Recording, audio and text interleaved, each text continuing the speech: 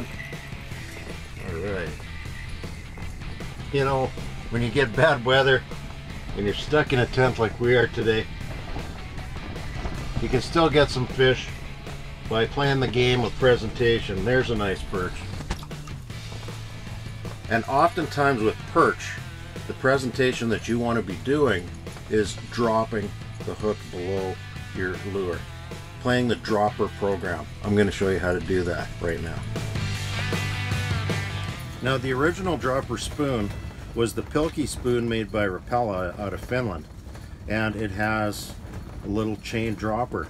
Now, this lure is discontinued. This is actually an antique that's over 30 years old, but there's a lot of companies now that have their own spoons with the dropper chain, so you shouldn't have a difficult time finding one of the chain droppers, and it's an excellent way to start, and you should always have some of these in your tackle box.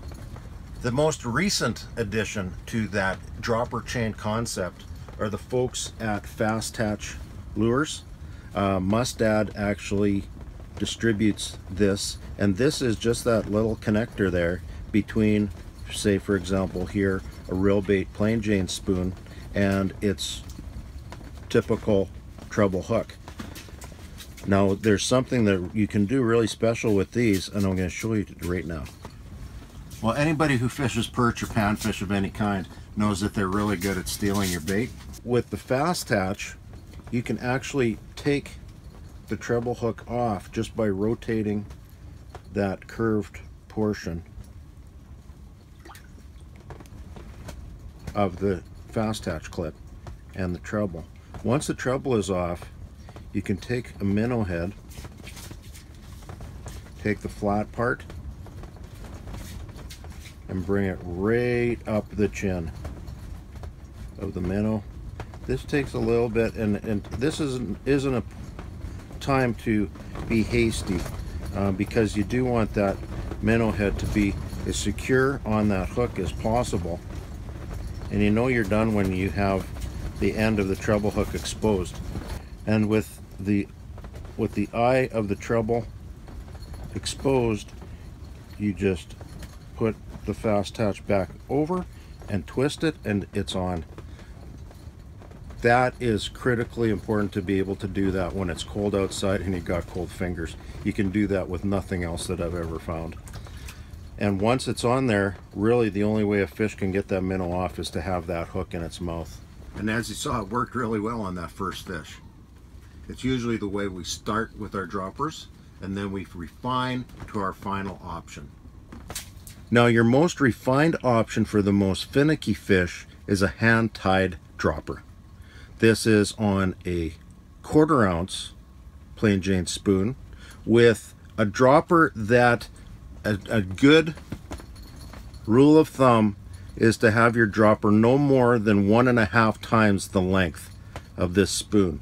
So this is an inch-long spoon, so I have an 1.5 inch long dropper to either a single hook with maggots in this case, or a 1/64 ounce jig, a tiny jig on there works if they're really keen on a horizontal pattern.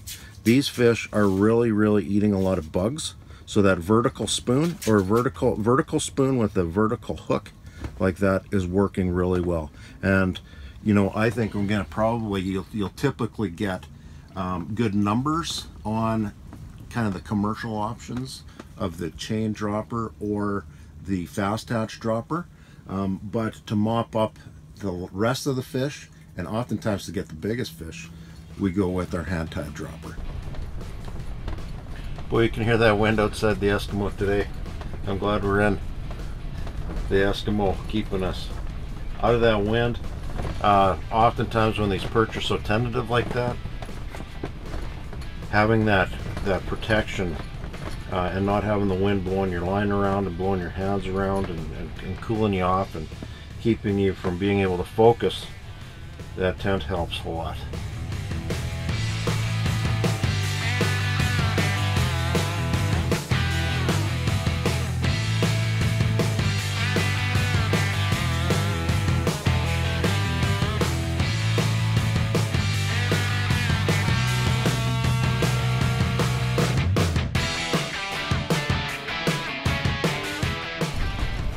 Oh yeah, there we go.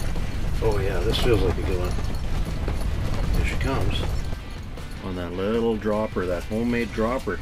Just mops them up, and there it is. Oh, there's a nice perch. Oh boy.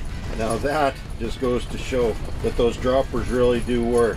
So if you use the traditional chain dropper, or the newer fast hatch clip dropper, or the good old-fashioned tie your own dropper, you're going to catch more perch when the fishing is tough and you're stuck in a limited area trying to extract every available fish. Give it a try. It's going to catch you more fish this year.